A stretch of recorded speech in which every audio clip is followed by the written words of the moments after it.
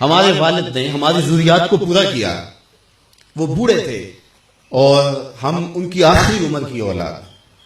اور وہ بڑے مشکل لمحے تھے جس طرح انہوں نے ہمیں پالا ہے، اگر وہ گھڑیاں ہمیں یاد آئیں تو کلیجہ منہ کو آتا ہے، لیکن انہوں نے ہمیں اس کے باوجود بھی رزق حلال دیا، مشکوک رزق سے بھی ہمیں بچایا انہوں نے، بلکہ ایک مشکوک سے آگے بھی درجہ ہے کہ رزق مشکوک نہیں ہوتا، رزق خالص ہوتا ہے، لیکن جو ہے وہ اس میں آپ اپنے وقار کو مجروح کر کے یا کسی سے وقتی فائدہ حاصل کر کے اس رزق کو حاصل کرتے ہیں۔ الحمدللہ اللہ کے فضل سے انہوں نے ہمیں اس سے بچایا۔ اس کی صرف میں 2 مثالیں آپ کو بتاتا ہوں۔ میرے والد گرامی کپڑے کا کام کرتے تھے،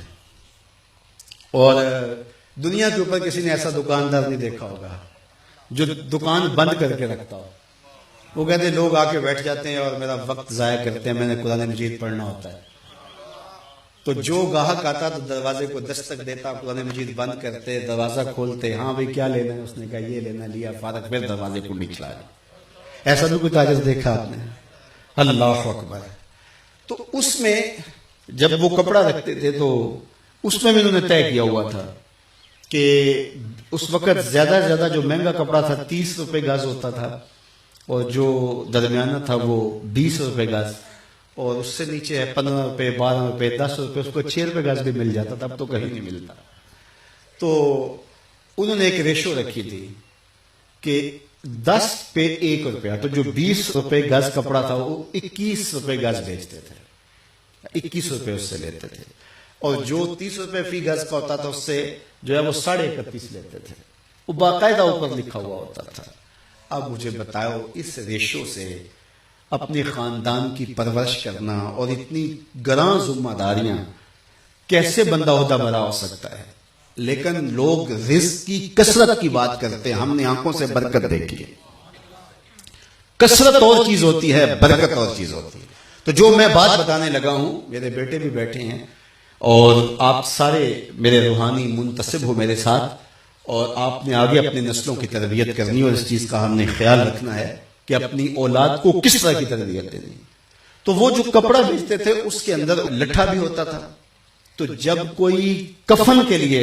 کوئی فوت ہو جاتا اور کفن کے لیے لینے آتا تو وہ جو لٹھا بیچتے اس کے اوپر وہ 1 روپیہ بھی نہیں لیتے تھے، وہ جو قیمت خرید تھی اس پر دیتے تھے۔ تو ان کا شعور یہ تھا کہ یہ کمائی میری اولاد نے کھانی ہے، تو میں ان کی تربیت کر رہا ہوں، تو یہ بھی پیسے ان کی تربیت میں نہیں لگنے چاہیے۔ اور دوسرا، چونکہ یہاں دیہات کے کافی لوگ بیٹھے ہوئے اچھی طرح جانتے ہیں، ان کے لیے جو ادب اور احترام کا لوگوں کے دل میں مقام تھا اور جو محبت تھی، تو وہ کاموں کے سے یہاں اس وقت یہ چنچی بھی نہیں تھی، کوئی یہاں پیک اپ بھی نہیں چلتی تھی، تو اس وقت ٹانگے وغیرہ چلتے تھے۔ تو کبھی بزرگ تشریف لاتے تو کسی ٹانگے پہ بیٹھتے، وہ فخر محسوس کرتا اور پھر وہ آپ سے کرایہ نہ لیتا، آپ بڑا زور بھی دیتے تو زیادہ تر لوگ نہ لیتے، تو وہ کپڑا لے کر کے آتے، تو وہ پھر یہ جو راجباج آ رہا ہے، یہ تقریباً یہاں ٹول پلازا جہاں بنا ہے اس سے پیچھے ایک جگہ ہے، وہاں اتر جاتے اور وہ 1.5 من کا بورا سر پہ اٹھا کے یہاں آتے۔ کیوں؟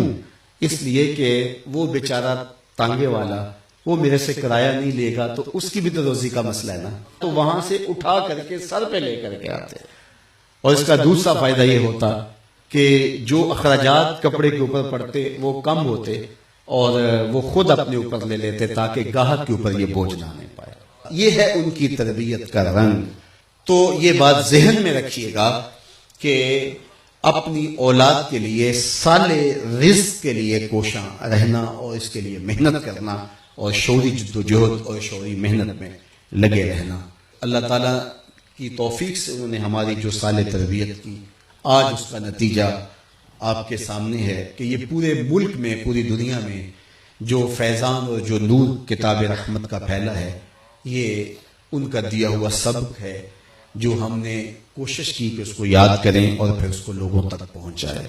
میں جو کچھ بھی ہوں تیری توجہ کا روح ہوں، میری زندگی تیرے پیار کا انعام ہے۔